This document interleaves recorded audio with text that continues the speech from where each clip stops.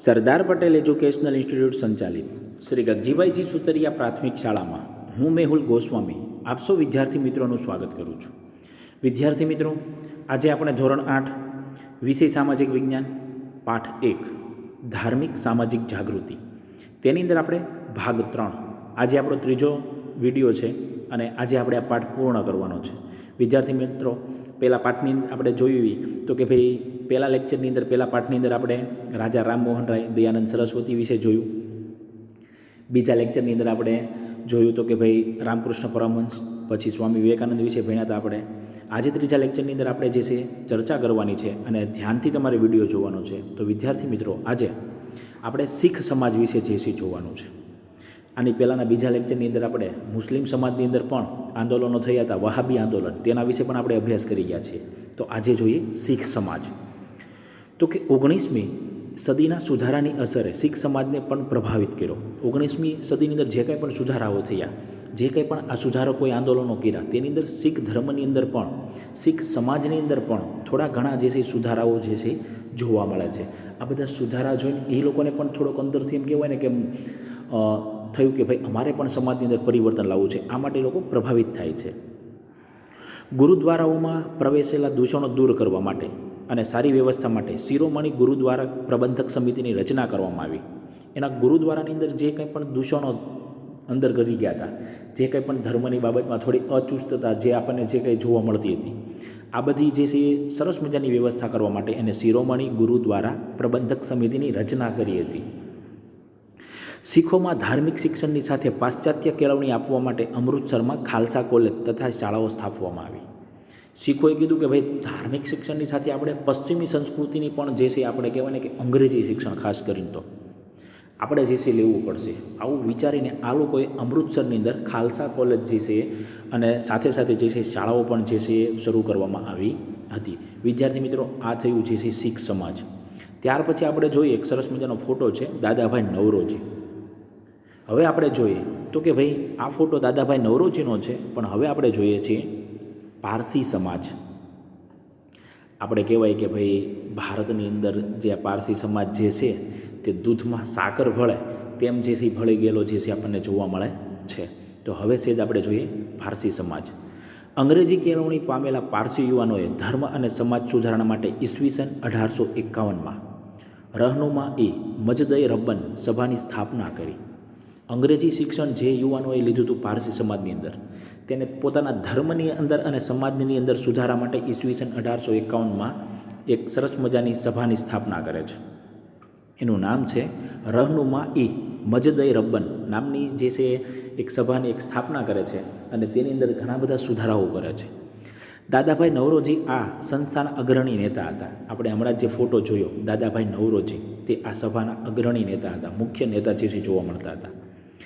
આ સંસ્થાએ રાસ્ત ગોફતાર નામનું મુખપત્ર શરૂ કરી પારસી સુધારણા આંદોલનને વેગવંતુ બનાવ્યું. આ સંસ્થા એક સરસ મજાનું જે છે એક સમાચાર પત્ર આપણે જેને વાત કરીએ તો કે રાસ્ત ગોફતાર નામનું મુખપત્ર શરૂ કરીને પારસી સુધારણા આંદોલન જે છે શરૂ કર્યું હતું. કે.આર. કામા તથા બહેરામજી મલબારીએ પણ ધર્મ અને સમાજ સુધારણાનું કાર્ય કર્યું.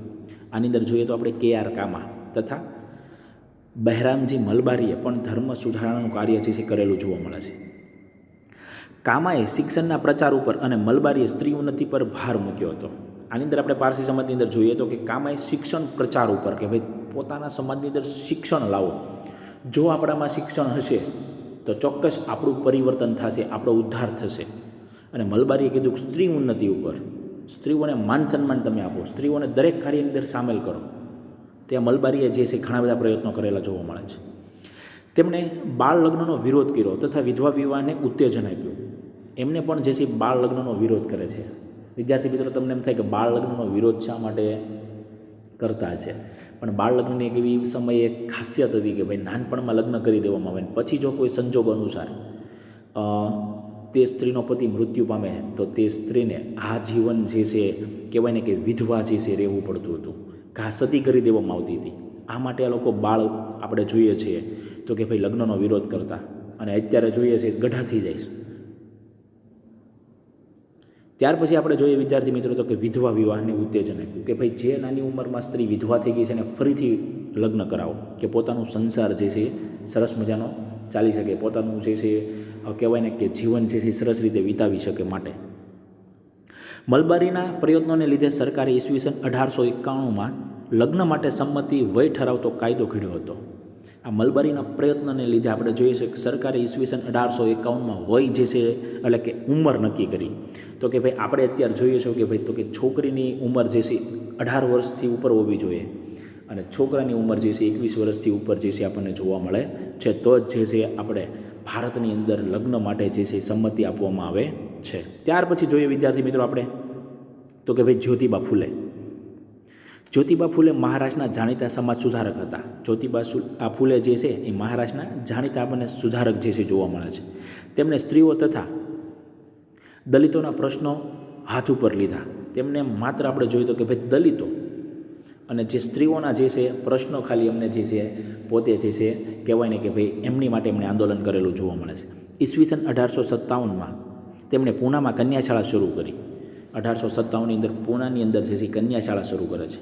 તેમણે વિધવાઓને પુનઃ લગ્ન કરવામાં મદદ કરી. જે પણ વિધવા સ્ત્રીઓ હતી એને ફરીથી લગ્ન કરાવવા માટે આ જ્યોતિબા ફૂલે એમને મદદ કરી હતી. સમાજમાં બ્રાહ્મણોના આધિપત્ય સામે પડકાર ફેંક્યો.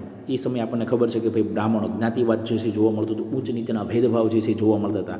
એમણે બ્રાહ્મણોના આધિપત્ય સામે જે છે એમને આંદોલન કર્યું.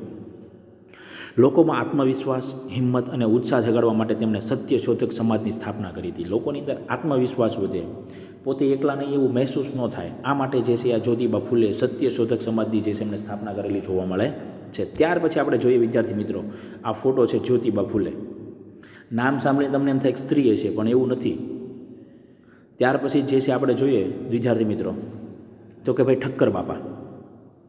ઠક્કર બાપાનું ઘણું બધું જે છે કહેવાય ને કે ભાઈ હરિજન સમાજને લગતો ઘણો બધો એમનો ફાળો જોવા મળે છે. પણ આપણે સેદ અંદર નજર નાખીએ તો કે જ્યોતિબા ફૂલે પછી આપણે જોવાના છે ઠક્કર બાપા.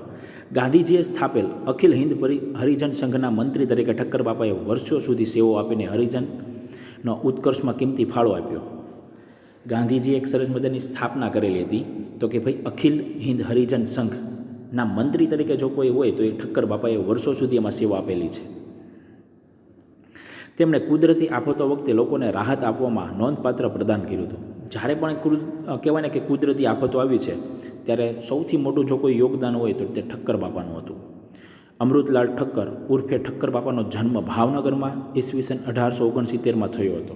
આપને ગર્વની થોડોક આ મહેસૂસ થાય ભાઈ કે ભાઈ અમૃતલાલ ઠક્કર એટલે કે ઠક્કર બાપાનો જન્મ ભાવનગરની અંદર થયેલો આપણને જે છે જોવા મળે છે, તે પણ 1869ની અંદર. તેઓ આજીવન કર્મનિષ્ઠ સેવક હતા. આજીવન જે છે તેમને કહેવાય ને કે પોતાના કર્મથી જે છે લોકોની સેવા કરેલી જોવા મળે છે. તેમને ઇન્જિનિયરિંગની ડિગ્રી મેળવી હતી. સારા પગારની નોકરી છોડીને ગાંધીજીના પ્રભાવ હેઠળ તેમણે છેવાડાના લોકોની સેવા કરી હતી. વિચારો, ઇન્જિનિયરિંગ એટલે કે એન્જિનિયરની જે છે પણ પોતે કહેવાય ને કે ડિગ્રી મેળવીને સારા એવા પગારની નોકરી કરતા હતા, છતાં ગાંધીજીના વિચારોથી પ્રભાવિત થઈ ગયા અને પોતે જે છે છેવાડાના એટલે કે દલિત લોકોના જે છે આપણે જોઈએ તો કે ભાઈ લોકોની સેવામાં જે છે લાગી ગયા હતા. આ એમનો મુખ્ય જે છે આપણને કહેવાય ને કે ભાઈ ગોલ જે છે જોવા મળે છે ઠક્કર બાપાનો. ત્યાર પછી વિદ્યાર્થી મિત્રો આપણે જોઈએ તો કે ભાઈ ઠક્કર બાપાએ પંચમહાલ ભીલ સેવા મંડળની સ્થાપના કરી અને તેના દ્વારા પંચમહાલના ઊંડાણવાળા જંગલો તેમજ પહાડી વિસ્તારોમાં વસતા ભીલોના જીવનમાં મોટું પરિવર્તન આવ્યું. ઠક્કર બાપાએ આપણે જોયું તો કે પંચમહાલ ભીલ સેવા મંડળની એક સ્થાપના કરી હતી. આપણે જોયું ઊંડાણવાળા વિસ્તારમાં એટલે કે ભાઈ જે કાંઈક અંતરિયાળ ગામડા છે કે જ્યાં આપણે કહેવાય કે કોઈ પરિવર્તન પહોંચતું નથી. ત્યાર પછી પહાડી વિસ્તાર એટલે કે એક પ્રકારના આદિવાસી લોકોના જીવનની અંદર એમને પરિવર્તન જે છે લાવ્યું.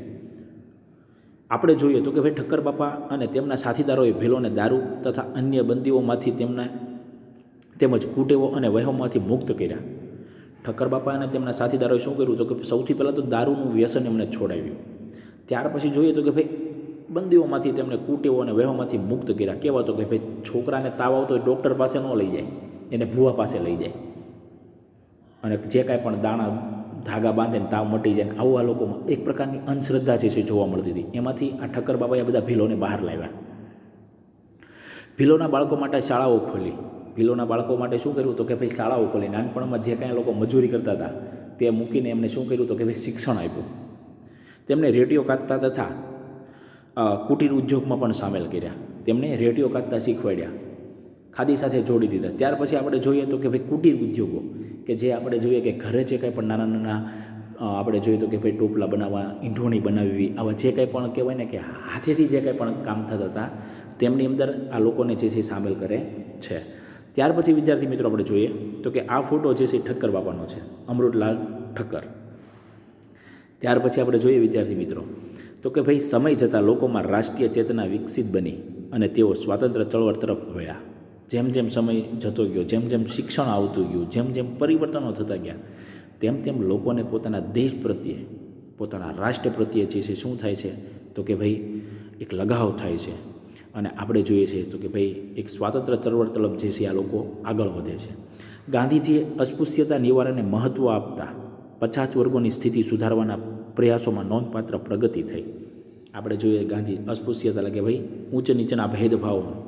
ત્યાર પછી જોઈએ કે પછાત વર્ગના જે લોકો છે તેની અંદર પણ ઘણા બધા સુધારાઓ કરવાની અંદર ગાંધીજીએ સરસ મજાની જે છે પ્રગતિ કરી હતી. વિદ્યાર્થી મિત્રો, આ સાથે આપણો પાઠ જે છે પૂર્ણ થાય છે. બીજા સત્રની અંદર પાઠ નંબર 1ની અંદર આપણા 3 વિડીયો જે છે બન્યા છે. વિદ્યાર્થી મિત્રો 3 વિડીયો એક સાથે એકવાર જોઈ લેજો. હવે પછીનો જે છે કહેવાય ને કે ભાઈ હું લેક્ચરની અંદર તમને સરસ મજાની એક PDF મોકલીશ સ્વાધ્યાય પોથી પૂર્ણ કરીને. તે તમારે જે છે વિડીયો જોતો જવાનો છે કે PDFમાંથી જોઈને તમારી સ્વાધ્યાય પોથી જે છે પૂર્ણ કરવાની છે. અહીં આપણો પહેલો પાઠ પૂર્ણ થાય છે વિદ્યાર્થી મિત્રો. જય હિન્દ, જય ભારત.